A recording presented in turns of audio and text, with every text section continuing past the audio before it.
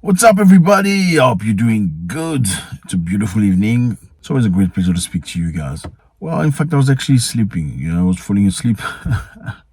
Then I remember I need to speak to you. I just remember I had a chat with a lady a while back, and she said to me, I watch you twice a day. And I felt I couldn't let you down. I had to wake up and make this video for you. Thank you very much for stopping by. You are very much appreciated. Thank you so much for watching us from South Africa, Zimbabwe. Thank you so much, Uganda, Kenya, Tanzania. Thank you very much, Sudan, Somalia, Ethiopia, Rwanda. I see you. Thank you very much, Nigeria, Ghana, Liberia, Sierra Leone, Namibia, Malawi. Thank you. Thank you so much. Thank you for watching us from Lesotho, Botswana. Thank you very much for watching us from all over the world. Jamaica. Never forget Jamaica. Wagwan, fellas, Jamaica. Thank you very much. South America, Brazil. I see you. UK, United States of America, Canada. So many people watching us now. Thank you very much. It's your first time. I know we're going to like each other. We already know that. Please press the button, subscribe, so we can make our group bigger. And before we start, we're all going to do this. Please do this. Sit down. Thank you. To make our voice bigger. Okay, so we are talking about Niger again. Here's Niger, a map of Niger, so some of our brothers can understand. I know many of you don't know. Yeah, Niger is a beautiful country, but enclaved, very hot place, but warm-hearted people. Beautiful place. So basically today, people from Niger held a huge protest to call the French force to leave the country. Yes. People from Niger have had enough. Okay. For those of you who don't understand, for context, please watch some of these videos so you can understand very quickly. I'm going to give you context very quickly, okay? A huge protest in Niger called for French troops to leave the country. Thousands of protesters rallied in Niger capital Niamey to call for the withdrawal of the French troops, as demanded by the junta that seized power in June. So the junta asked the French military to leave the country, but they have not done so. So today, citizens have marched throughout Niamey. They've camped in front of the French paramilitary camp to ask them to leave. Watch. They took the security forces by surprise. The protest, scheduled for late afternoon, began 5 hours early. At the entrance to the military base, demonstrators tried to force their way. Reinforcements were quickly called in, and a confrontation with French troops averted. But the demonstrators say they won't leave. All military bases, we want to fight to remove in our country all military bases in our country. We don't want it because more than 13 years all terrorism is here. They don't take care to fight terrorism. Despite a heavy downpour, thousands continue to arrive, perched on top of homes, others on street lampposts, or anywhere they can, blaring their trumpets. Relations between Niger and its former colonial power have deteriorated since the coup. If this crisis isn't handled diplomatically, there's the risk of clashes between the two sides. For the junta, it's important to make the French ambassador leave, otherwise it'll look weak in the eyes of its supporters.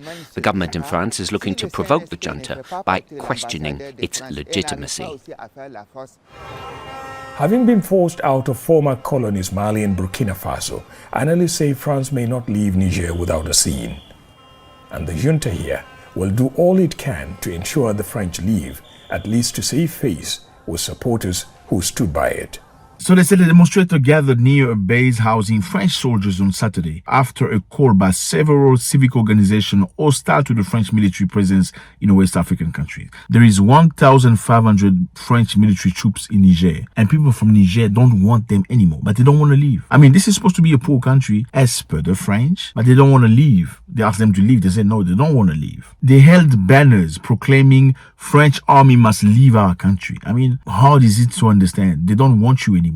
Leave. The march was boosted by a fresh arrival in the afternoon, and a dense crowd formed at the roundabout near the French military base in Niamey outskirts. So for context, fellas, okay, it's very simple. This is Niger. Niger, for those of you who don't know, is a beautiful country rich in uranium. Uranium is necessary for the production of energy, electricity. France, used to colonize Niger many years ago, but they kept ties after colonization. In fact, it was just neo-colonization, meaning a new style of colonizing a country without necessarily calling it colonization. In other words, in order for you to be president in Niger, you need to obey by the rules of the French. So you need to be president, but you need to make sure you send stuff to France, send uranium to France, allowing France to produce electricity for its people. But in the meantime, people of Niger don't have electricity. No electricity in hospital, no electricity in work. People are living in poverty and poor condition. Now, people of Niger have had enough of this. They say enough is enough. We cannot have presidents who do not look after the people. The president is seemingly looking after of the interest of the French and Western companies. We don't want this president anymore. The president's name was Mohamed Bazoum. They kicked him off power. Okay? So, his own guard, special force, supposed to be guarding him, toppled him. And the chief of guard became president at this very moment. They've kept him under house arrest. They did not arm him. Why? Because he has not signed a paper saying, I am not president anymore. He has to sign a paper to say, I am not president. He refused to do that. Why did he refuse to do that? Because he was in communication with many other people, many external forces. He has communicated with the French president every single day. I speak to President Bazoum every day. We support him and we don't recognize the coup leaders. We aren't listening to their demands because they have no legitimacy to make them.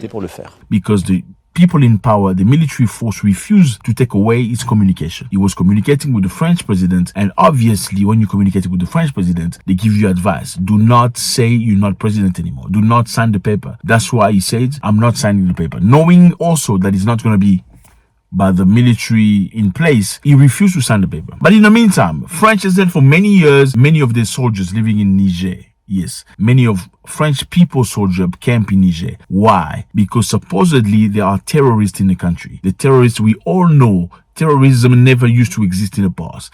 Terrorism started in that area of Africa when France decided alongside America to go and bomb Libya and destroy Muammar Gaddafi. After destroying Muammar Gaddafi, who did absolutely nothing, that's when terrorism started in that area. You have a country named Niger that is faced with terrorism. What does Niger do?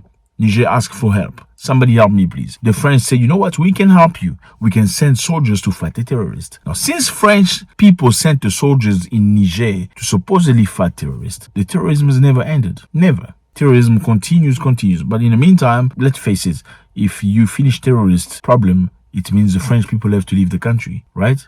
So if the French people leave the country, it means they have no more access to uranium. They need uranium for electricity in France. So the terrorism has to continue so the French people can stay there as long as possible. You get it? Now, people from Niger don't want that anymore. They want to run their country. They want to profit from their goods. They want to manage themselves. They don't want anything to do with the French. French are just outraged. They're unhappy, but they don't want to leave. So a few days ago, the new government of Niger asked the French ambassador to come in a meeting and have a discussion. He completely ignored authority. He refused to go. They said to him, we're calling you, you are not responding. He refused to respond. They said, okay, we're giving you 48 hours to leave the country. You have to leave the country. He said no. The people in France said they have no authority to ask you to leave the country. They are not the legitimate government. So this is somebody else's house. You are saying that we do not have authority to throw you out of the house because they are not their father. Now, when you do that to a group of people that are claiming freedom in the country, what message are you saying? They feel like you are the enemy. The French people said they do not recognize them as a government. They recognize the ex-president as the president. And they're supporting ECOWAS, which is a group of 15 countries in West Africa, to come and bomb Niger, fight them, and reinstate the ex-president Mohamed Bazoum. Now, after asking the ambassador of France to come in a meeting, he refused. They asked him to leave the country. He refused because he said, you have no authority to throw me out. What's left? They say, okay, we're going to cut off supply of electricity in the embassy because we cannot go into the embassy and attack you. It's going to be a violation of international law. We're going to cut electricity from the embassy because electricity is produced in our country. It does not belong to you. They cut off electricity.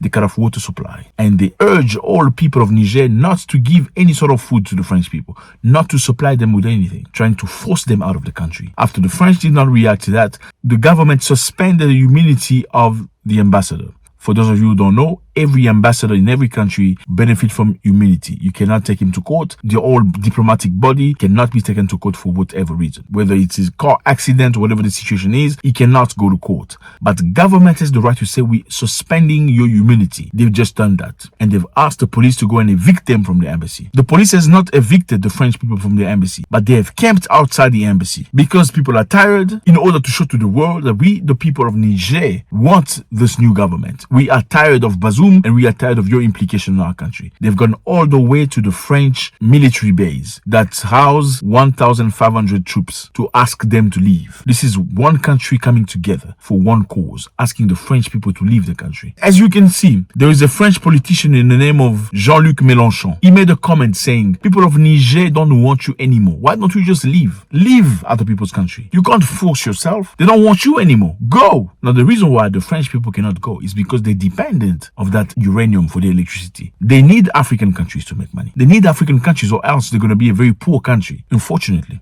Like one president of France, Jacques Chirac, said it before. The majority of money we gain in France comes from Africa. Without Africa, we are nothing. Let me know how you feel about these fellas. You know, they make us believe we are poor, we nobody, we need them, we have to cross on the other side, they need to help us. But in reality, are we real nobodies? Do we really need help? That's a big question. So what do you think of the people of Niger standing in front of a military base with banners saying, leave our country? How else can they express themselves so the French people can hear them? Drop your comments. God bless.